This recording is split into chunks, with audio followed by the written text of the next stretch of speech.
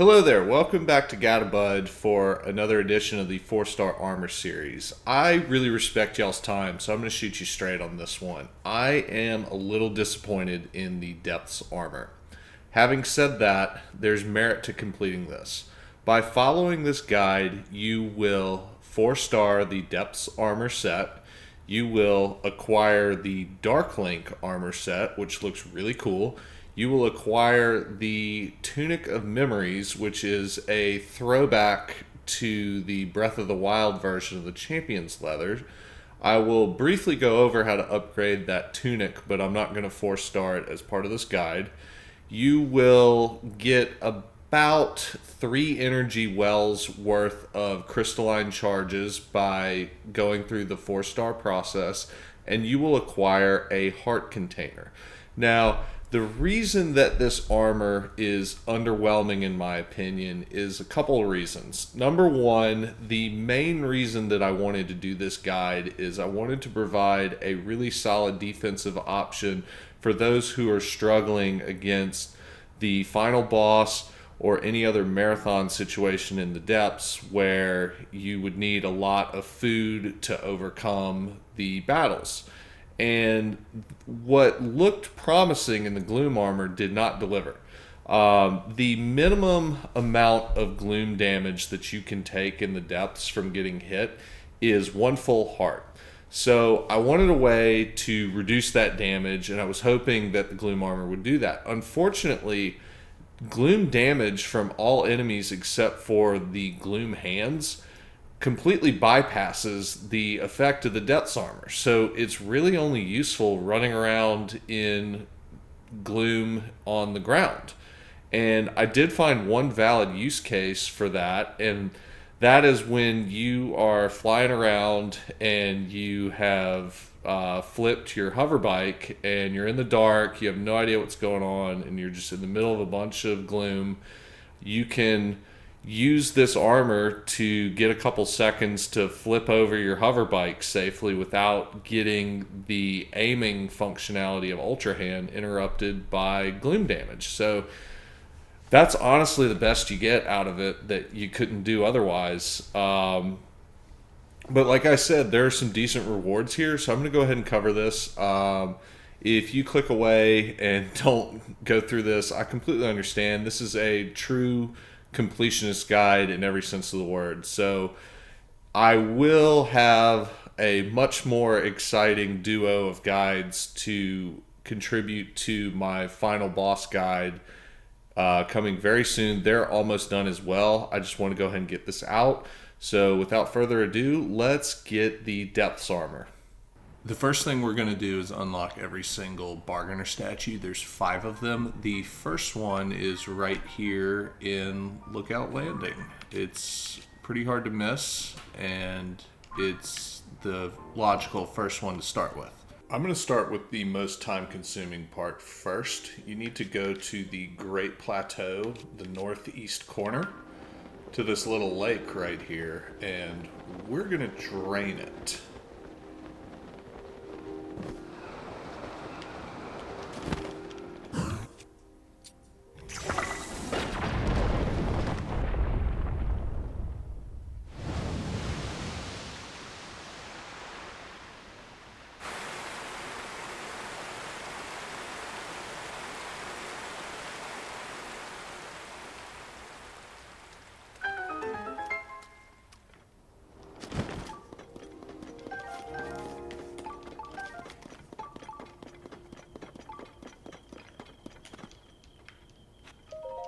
And this is going to start a quest to unlock one of the bargainer statues. And this is the only one that has a quest like this. We're going to make our way to the Temple of Time ruins from Breath of the Wild, and we want to talk to this goddess statue right here to kick off a quest. And what this quest is basically going to do is ask you to gather 4 eyes for a statue below this location in the Great Abandoned Central Mine. And the 4 eyes are by these chasms that it's going to mark on the map. What you want to do is go to each of these 4 locations and just throw the eyes down the chasm to get started. Because you don't want to be warping back and forth. That's not the efficient way to do this. So I'm just going to hit up these 4 locations and throw the eyes down the chasms. I'm going to do this in a specific order where I start here and loop around the plateau like that. And our first eye is in the water right here. And just drop it. And I'm going to make the bike and start traveling around on that. But you can travel whichever way you like.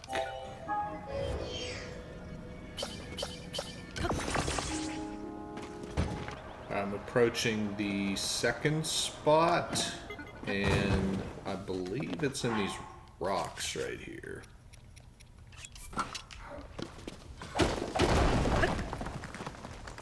Yep, there it is. Just gonna throw it.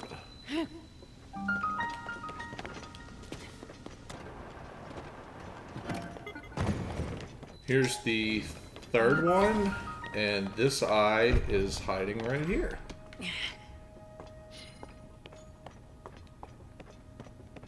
And I throw it. And here we are at the final one. I'm going to throw this one down.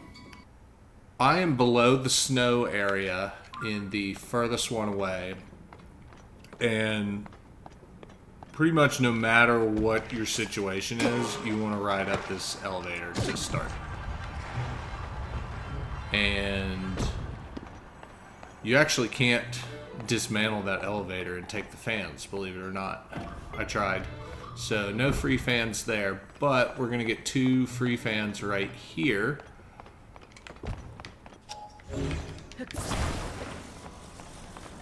So I'm going to ride the minecart with this eye to get a little closer to the second one.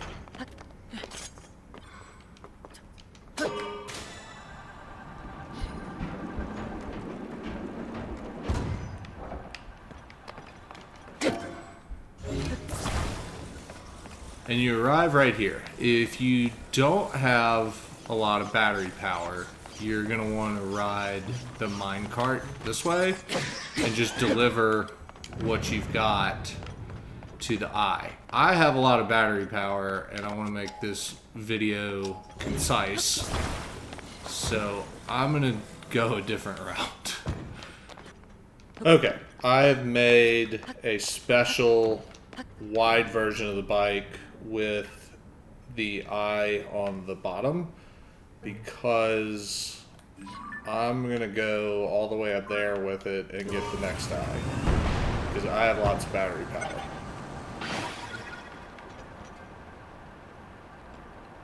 And there we see our next eye right there. And look, more free fans. That's exactly what I wanted to see. I have now put together this monstrosity with 2 of the eyes and all of the free fans that I could gather, and I got 2 rockets on the side to help take off, and since I'm not worried about weight yet, the batteries are helpful too.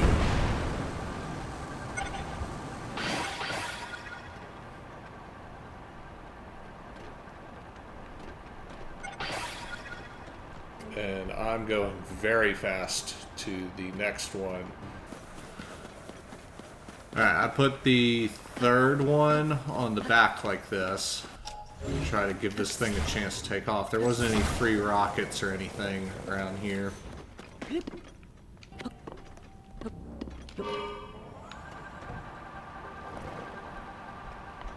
And see, you can feel it starting to get heavy now. But it does fly. Before we move on to this last one, do your future self a favor right here and pick up some pristine weapons. we're going to want to have any sort of pristine weapons to put rare stone talus hearts onto in a little bit. I have all 4 eyes and 11 fans. Can this take off? It can indeed. We're off.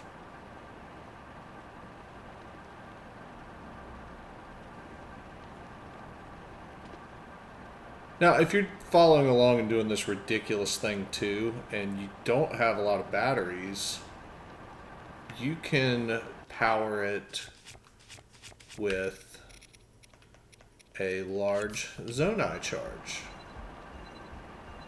And you get all of the benefit from that regardless of how much power you're consuming. You get like 15-20 seconds of free power essentially. So the statue is going to be down here.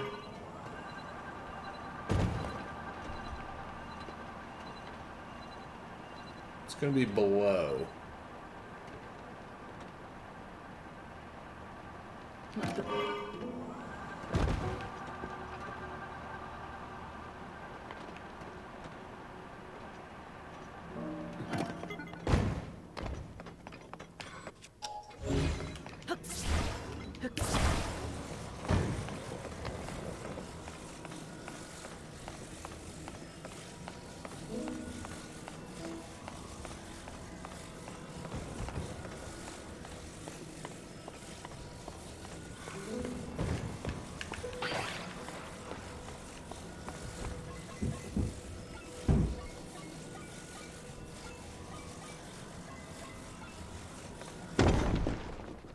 And you just put the eyes in just like that.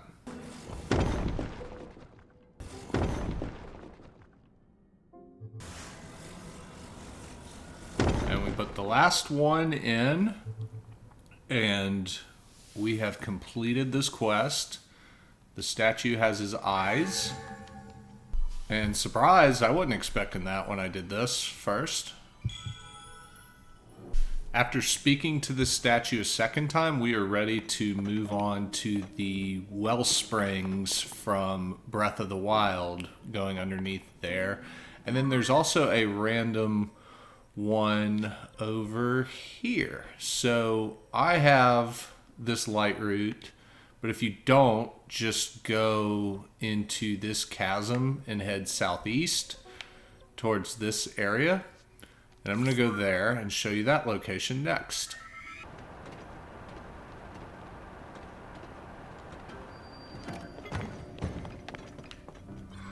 Here we are at the Plains one, and we've unlocked another item. Next stop, we are going to do the...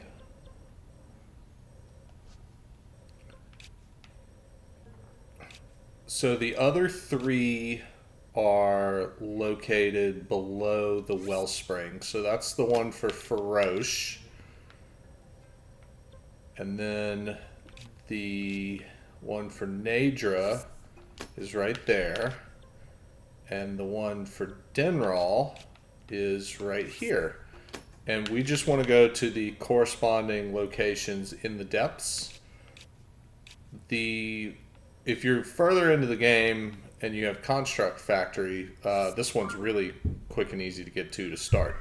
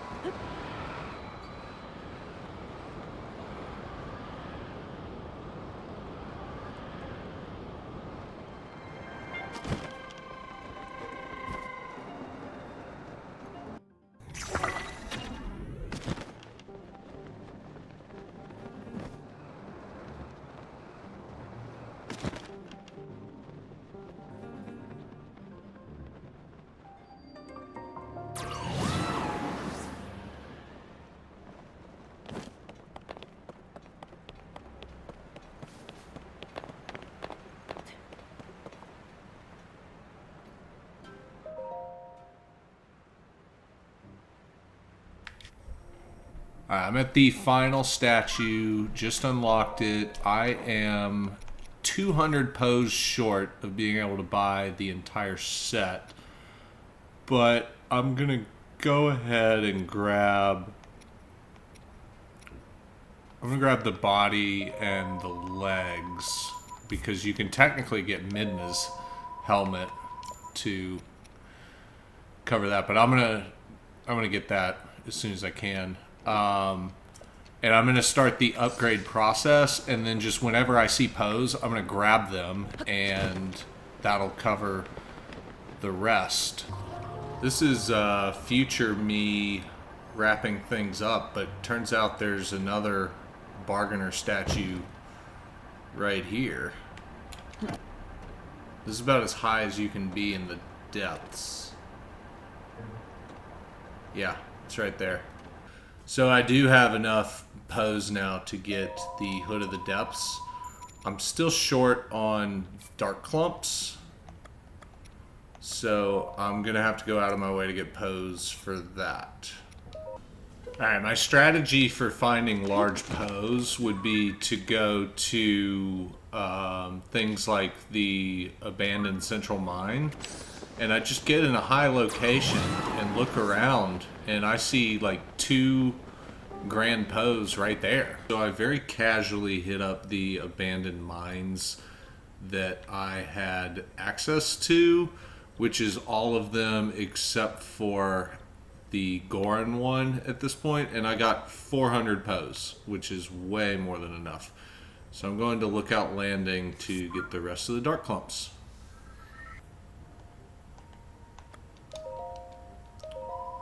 Yep.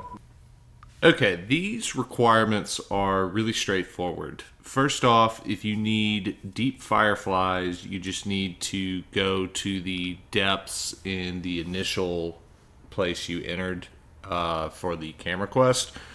There's a bunch of them right there. For part 2, I like to just farm pose to buy the Dark Clumps. You can go around and defeat Gloomhands or Phantom Ganons if that's your thing, but not mine personally.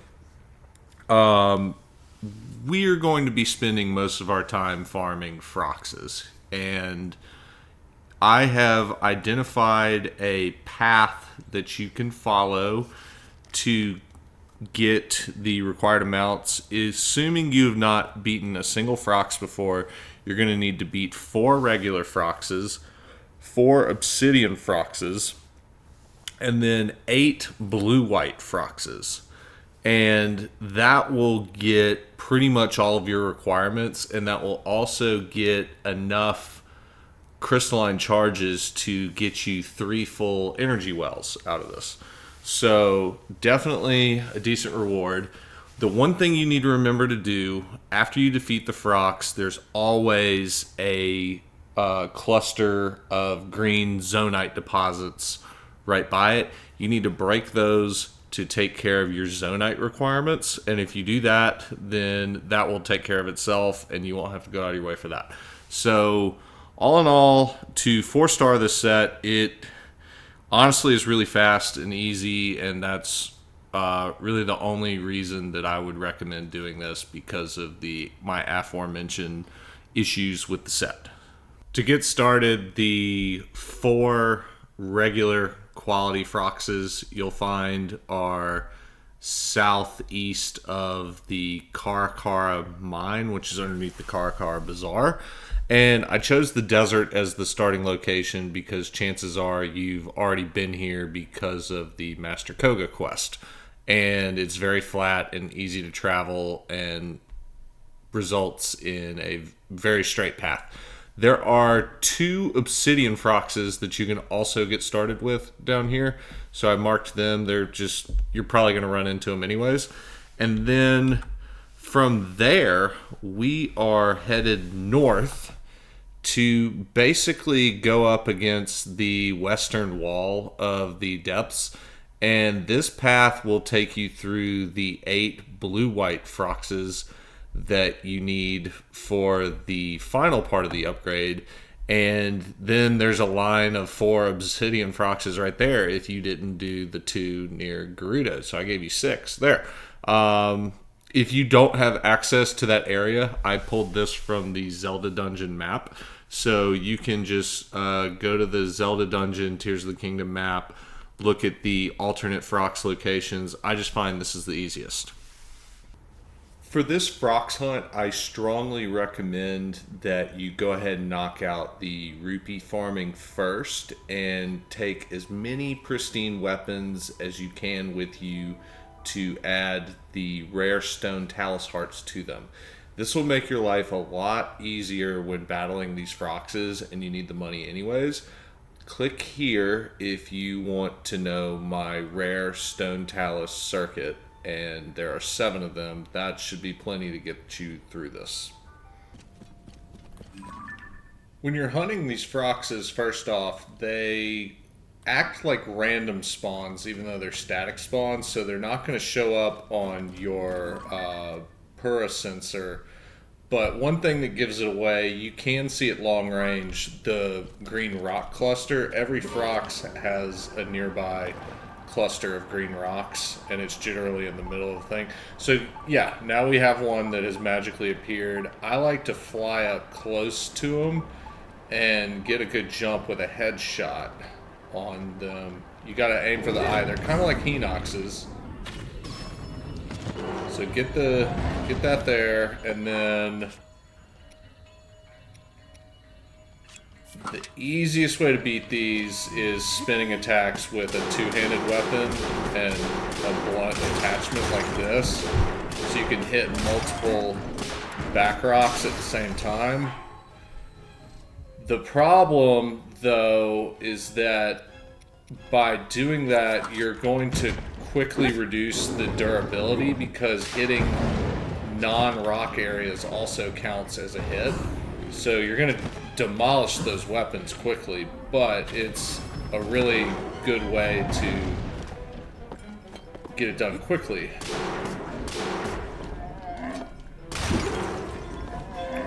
And I was able to do that one without wasting any bomb arrows. Bomb arrows also make that easy, and I'm going to do one more Frox doing a bomb method, but that's a really controlled way to do it. I found that one of the only things I really take damage from is sometimes they die in a bad spot, like in the middle of a gloom field, and I'll just get a ton of gloom damage, like running to get one thing like that. So, ironically, the gloom armor comes in pretty handy for collecting all the loot. And then when you're done, do not forget to go hit up the zonite deposits right there. I've just been using the Master Sword because it's a really fast and convenient way to do it, because it'll get it in one hit. You collect all the Zonite, and that'll take care of your other upgrade requirements outside the Froxes for the most part. So.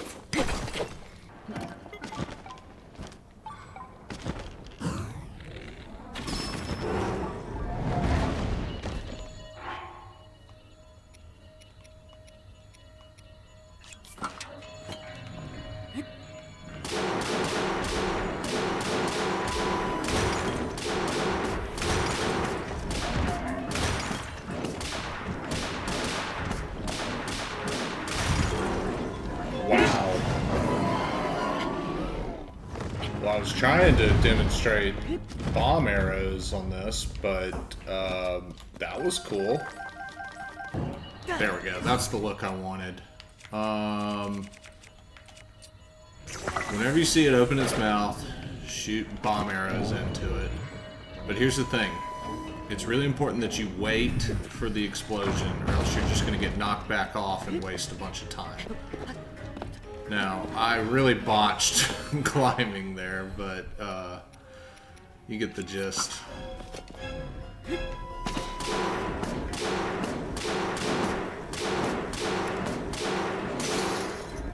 See what I mean about it eating those things alive? I mean, I'm getting really fast kills, but it's definitely coming at a cost. There are wasted hits on these weapons.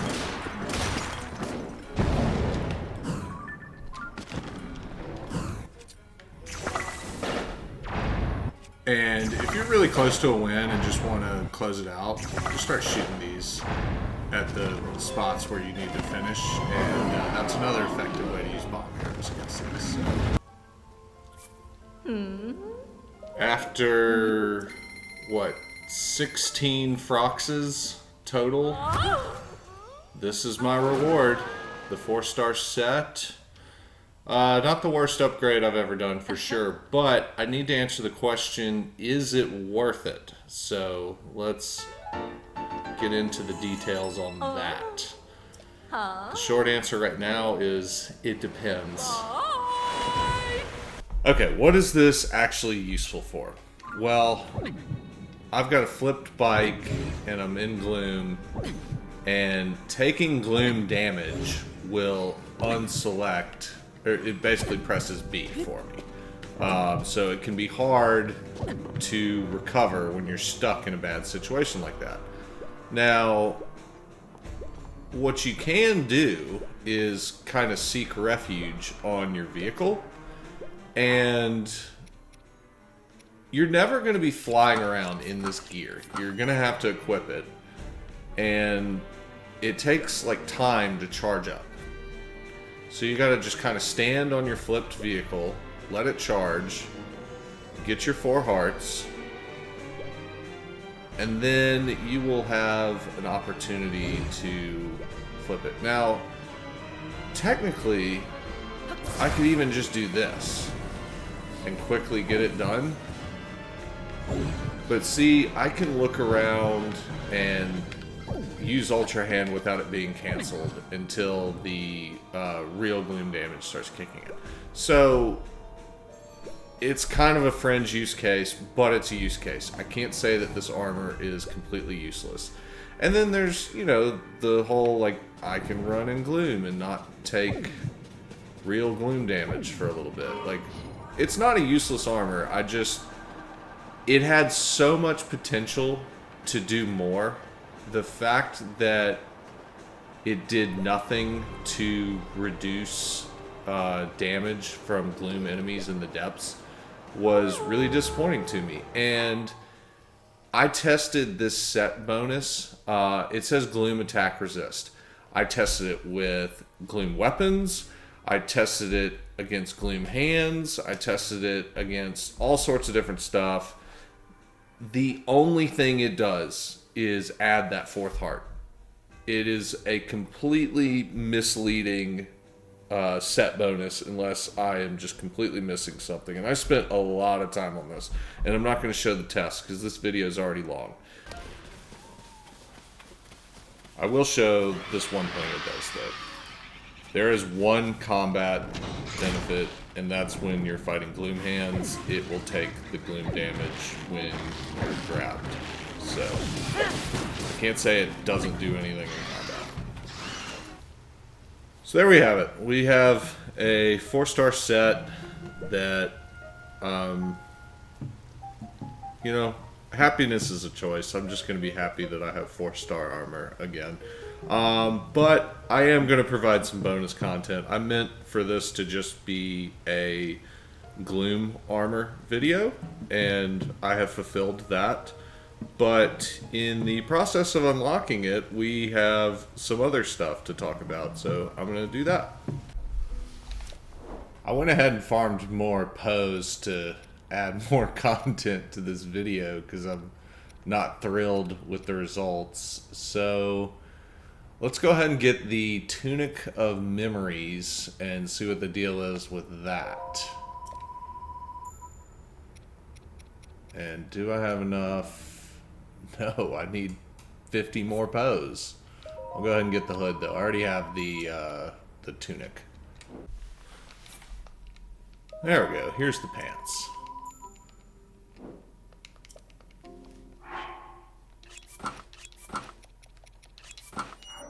Okay. If you are a fan of Dark Link, you will get this by following the guide. The Dark Link armor is undeniably cool. It looks awesome. It does have a set bonus, which is night speed up, so you can run around faster at night. I really wish this could be upgraded, though. I would 4-star this in a heartbeat, even just for the defense, because of how cool it looks, because this would be a viable way to play for me, but unfortunately it can't be upgraded, so it's really just for fun and running around and looking cool. But if you're a Dark Link fan, congratulations, you got this done. If you did not skip the long quest, then you could have purchased this, the Tunic of Memories, for 400 Poes, and it is a throwback to the Champion's Tunic of Breath of the Wild, and it is very similar to the new Champion Leathers, except it looks different and it appears to be slightly less defense. I'm going to do a bonus 4-star guide, but it's going to be very casual and very brief. And it's going to be as I upgraded at the Great Fairy. You need to collect a bunch of dragon parts for this thing. And a lot of it's going to come from the light dragon, which I have not covered in a video before. But the brief summary of that is you need a scale, a fang, a talon, and a horn. And to find the light dragon, I strongly recommend that you have progressed in the main story quest, and then it will start flying around at 800 feet instead of like 2,000 plus. So it's really unreasonable to reach it early in the game. For that reason, it makes upgrading this and that a little more annoying. But once it does descend to a reasonable level, it basically takes a lap around the outside of Hyrule, and you will sometimes see it alongside the other 3 dragons at the same time even. So this first upgrade, we need just a scale and 3 Silent Princess.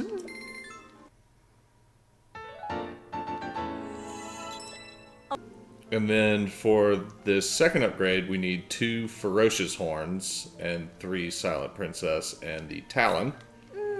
And for the other dragons, I've actually done a guide on how to do that for my Fierce Deity video.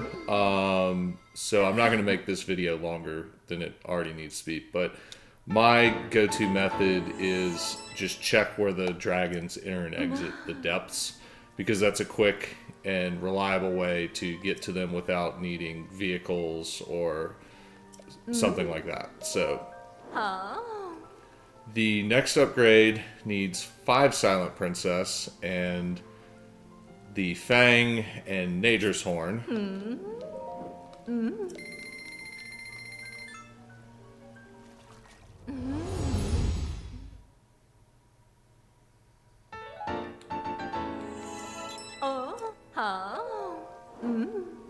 And our final upgrade with Dinral's horn. So, off the top of my head, I think 21 Silent Princesses required. Other than that, it's all dragon parts. So you can 4-star this without any sort of combat, technically. Now, what does this actually do? If this was Breath of the Wild, I would see a HP bar on this enemy. Well, I'd see the actual HP number that this enemy has. I have a theory as to why they hit it in this game, and I think it has to do with how they have this hidden damage modifier on poles and two-handers, so that the damage isn't actually what it says it is. But I digress. That's a conversation for another day. This looks nice and has the same defensive value as the Zonite armor or the Soldier armor or the Of the Wild set. So it's one of the few body pieces in the game that clocks in at 28. It does not have 32 though, so it falls short, and also the champion leathers also does not show the HP bar either, for what it's worth. So you would lose 4 defense using this one instead, and it's a preference. What do you like better? How do you want to play the game? That's the beauty of this game, and as we're in normal mode, if you have this and that, or something similar, you're going to take a quarter heart from almost everything regardless. So the 4 defense is, I'll check and see if it would be seen. It would be against the Silver Lionel in the Coliseum that has the spike weapon, or something extreme like that. Okay, let's do a quick test here. I'm 28, 28, 28. And I'm going to let this guy punch me in the face.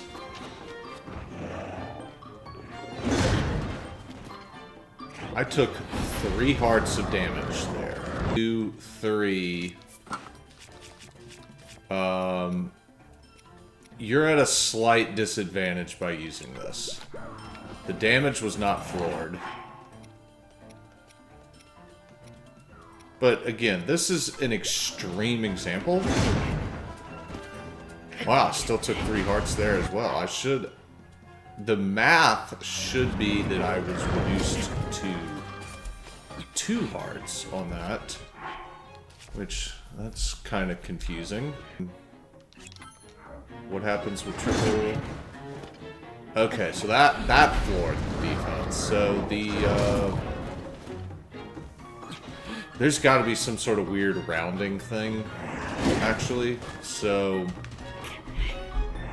I don't know what to tell you now. 4 more defense should reduce the defense you take by a heart. But in this case, it didn't. And I don't have an explanation for you. Whatever. Y'all have a good one. I hope you found this video helpful. I put a lot of effort into it, so I know that these armors probably weren't what we all wanted them to be, but if you appreciate and respect the work that I put in, it really means a lot to me that you keep coming around. I've got some really good stuff coming up.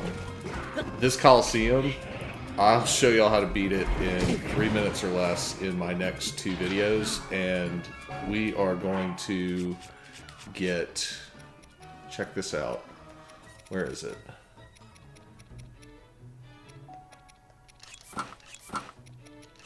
I made this 4-star, and I tracked down all of the ore, the luminous stone locations to get this done efficiently. I've got Lionel 101, everything else. That is my love letter to all of y'all tuning into my videos. So that's what to look forward to next. I'll see you again soon, my friends. Have a good day.